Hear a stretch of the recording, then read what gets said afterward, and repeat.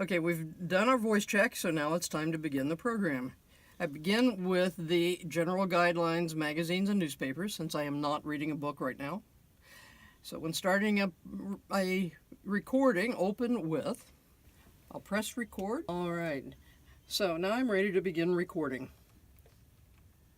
This program is intended for a print-impaired audience and is brought to you by the Georgia Radio Reading Service, GARS. Hello, I am Jane Boynton, and I am bringing you today Reader's Digest. I'll begin reading from the February 2018 issue of the Reader's Digest. I'm going to pause it. So now I'm going to pick my first story. Some hints on picking stories to read. First of all, if there is anything in your magazine or newspaper that is particularly germane to a print-impaired audience or a disabled audience in general, you should make sure to read that article. Beyond that, read articles that you think will be of interest to the audience, and generally I advise people to pick articles that are interesting for them, because they'll do a much better job of reading the article if it is of interest. And if it's of interest to you, it probably will be of interest to most of our listeners as well. Also, pick longer articles at the beginning of your program, saving shorter articles for the end, because you want to get as close to the target time for the program as you can. And short articles can fill that late time that you have. Now I'm ready to record my first article. My first article is How Mr. Bartlett Fed My Soul by Terry McMillan from the Washington Post. As a note, we always read the title, the author, and any source for the material. I made a mistake. Now, the way you correct a mistake is, first of all, you pause. Take note of where you are. I'm at 50 seconds right at the moment. I'm going to back up about 10 seconds. And I'm going to listen. I'm going to play and listen for the end of the last good thing, which actually was from the Washington Post. And since okay. So I'm going to play and listen. Didn't go back quite far enough, so I'm going to play again.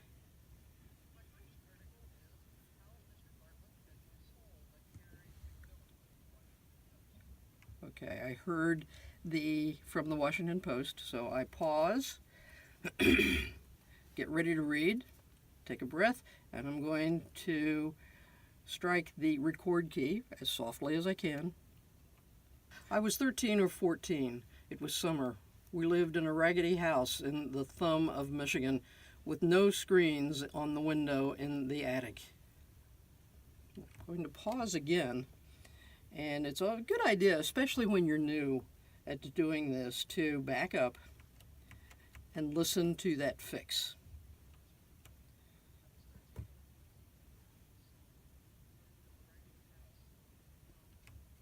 Okay, now I listened to the fix and it was nice and clean. There are a few things that people tend to do wrong with a fix. One is when they back up and they listen for their spot, they might hit the pause and record too quickly and cut off the end of the last good recorded word, which would then be another error and cause you to have to back up farther and make the fix again. Another error that people make is that they leave a much too long pause or dead air between the old and the new bit of recording. So it would be like, I was 13 or 14. It was summer. Now that's much too long a pause if that's where you made your fix. So you need to do it again and shorten that. On the other hand, you don't want to make it I was 13 or 14, it was summer. I mean, that's too short a pause. So you have to try to make it as natural as you possibly can. Third error that people make is that they're too slow in stopping and they leave a fragment from the sentence you're trying to replace. In that case, it would be, I was 13 or 14, it was summer. So you repeat the part of the it in the next sentence. So those are 3 errors that people make, and you need to practice and learn how to make that fix really impossible for the listener to hear. I'm going to skip ahead, finish the article, and show you how to close it out. Recording again. Discovering Bartlett's familiar quotations under these floorboards was indeed gold. That article was How Mr. Bartlett Fed My Soul by Terry McMillan. So at the end of the article, you go back and you repeat the title and the author. It's important to try to avoid paper noise as you're turning your pages because, again, the microphone will pick up all the noises. So in the beginning, you gave the title, the author, and any source. In the case of a newspaper article, a Dateline, so maybe Dateline Boston as an example. At the end of the article, you just go back and give the title and the author. Pause, which I've already done, and pick your next article out, and you do the same thing.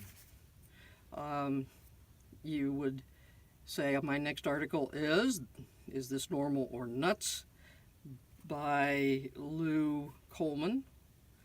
There's no source, there's no dateline, so you just launch into the article. And I've read 2 articles, and now I'm going to switch to this. I would say,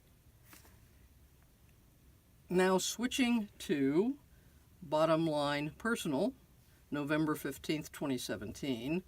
I'm going to read Heard by Our Editors, and then I would read that. So when you are reading from multiple publications, you introduce your program, then you introduce the first publication, you introduce each article, you announce when you're leaving one publication and going to another one, and then introduce each article. And then at the end, you would say that's all the time we have for this program today. I've been reading Reader's Digest. I'm Jane Boynton for the Georgia Radio Reading Service. Thank you for listening to GARS. Okay. Now, you make sure your timing is correct, and the only thing you have left to do is check your time, write it on the cart log, and this is a 58-minute program, so we'll, even though I only recorded a minute, we'll pretend that I recorded 58:15. And now you just follow the directions on the cart log. You press Save Done. That's the beginning of a file save. Enter OK completes that. Once that is done, you will eject, which closes the file information, and then finish, which closes the program down. So that's ready for the next person. After you have finished all of that, you clean up your material, put it back in the box, or if you've completed a magazine, then you can put it in the recycle box or the completed newspaper or magazine box in the volunteer room, and turn out the lights, prop open the door, and leave. Okay, you'll notice I do have a bottle of water. I do need a drink. It is okay to have bottled water in the booth. keep the lid on it, the cap on it, so that you don't spill anything on the equipment. If you were reading a book instead of reading a magazine, you would follow the book guidelines. Now, the book guidelines also tell you how to start a book. So this would be the start of the first episode of a book. They tell you how to start future episodes, subsequent episodes of the book. They tell you how to end episodes, and then there's a special ending for the last episode of a book. Now, book hours are between 58 minutes. Actually, book hours are intended to be 58 minutes long. That means between 57:45 and 58:45. But try to hit that 58-minute mark as closely as you can. When you move from one episode to another, when you're closing an episode, you may have to stop in the middle of a paragraph.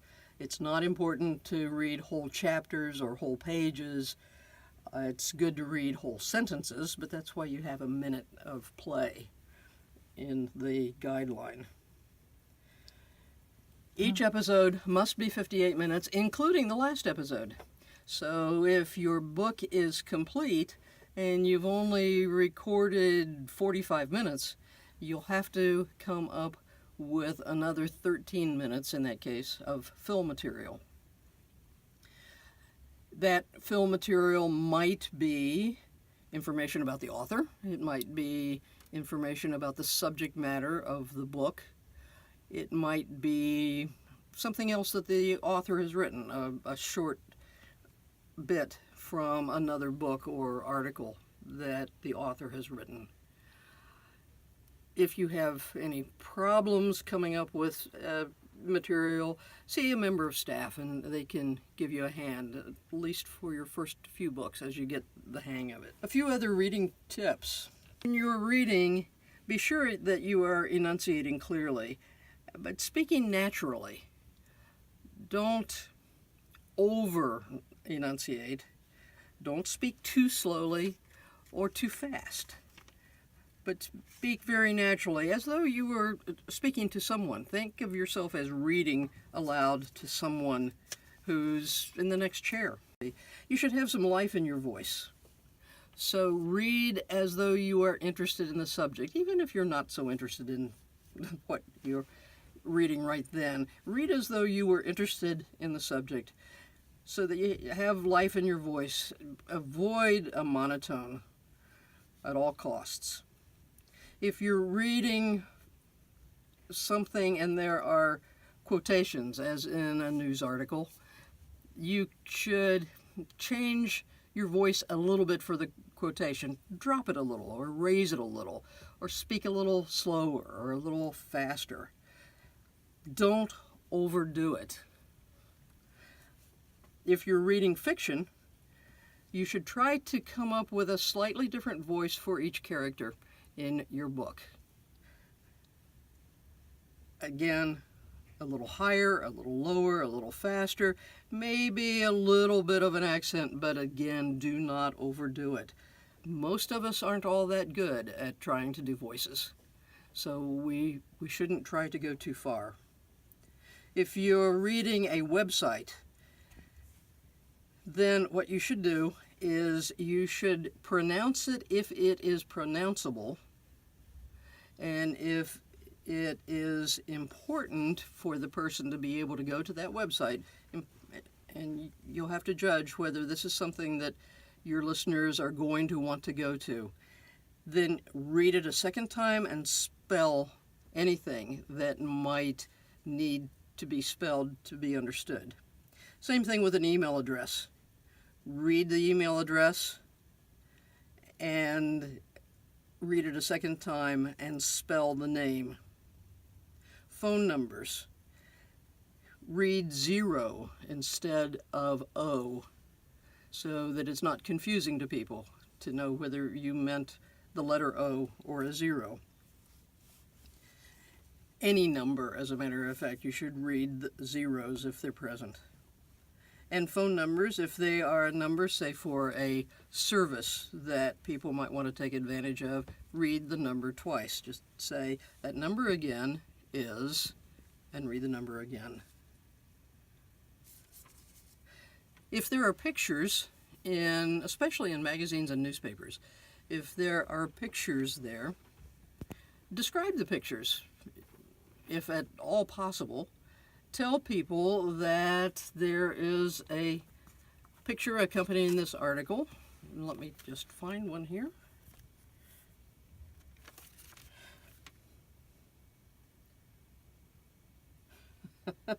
No, we won't talk about septic tanks. Okay, so this is an article in this issue of the Reader's Digest, and there is a picture here, and we can say that accompanying this article is a picture. It is two men.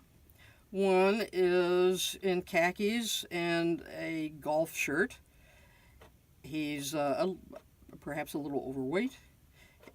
He's sitting in a chair outdoors, big smile on his face. There's another man. He's wearing what appears to be a doctor's white coat with an insignia on the pocket of the coat. And he also has on a shirt and tie. He is sitting on a table in front of the man, and they're both looking towards the camera, and they both have pleasant expressions on their face. The caption for this picture: Stephen A. Rosenberg, M.D., with his patient Joseph Sheffield, who has been cancer-free since receiving TIL treatment 2 years ago. Years as a cancer doctor, 43. So you read the caption. If there is a photo credit, which there often is in newspapers especially, you also read the photo credit. This one does not have one, but if it did, I would say the photo credit for this picture goes to John Smith. So what you do is describe what you are seeing so that people can have an image in their mind of the picture that accompanies the article. You might not describe every article, but part of bringing a newspaper or a magazine to life for a person is to describe the pictures that are there. We have another picture with this Mr. Bartlett Fed My Soul article. The picture is of a young girl. Her hair is in a bun on top of her head. Her dress kind of blends in with the background. She's holding a book in her hand, and the book has the cover out towards you, and it has a house on the cover. So it's a drawing of a house with trees in the background and flowers in the yard. And those trees and flowers are actually part of the background of this picture. This is artwork, not a photograph. The artwork has buildings in the background, it has butterflies and things that look sort of like balloons in the sky. Trees, birds, flowers.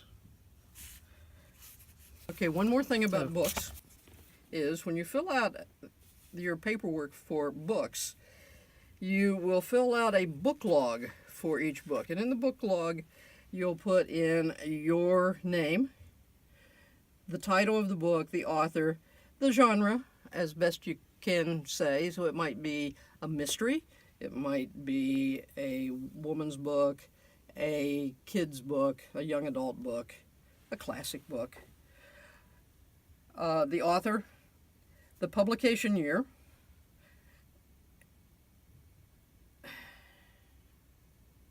and the publisher. And the publisher of the book.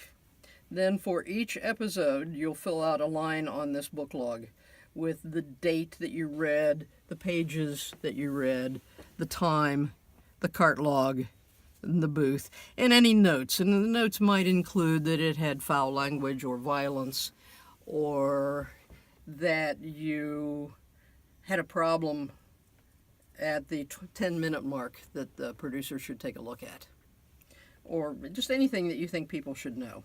So you do that in addition to filling out the cart log for the episode. And in this case, when you fill out the cart log, you'll put the title of the book, your name, booth number and date, the author of the book, and then the book number, episode number, and that would be the same as the episode number on your log.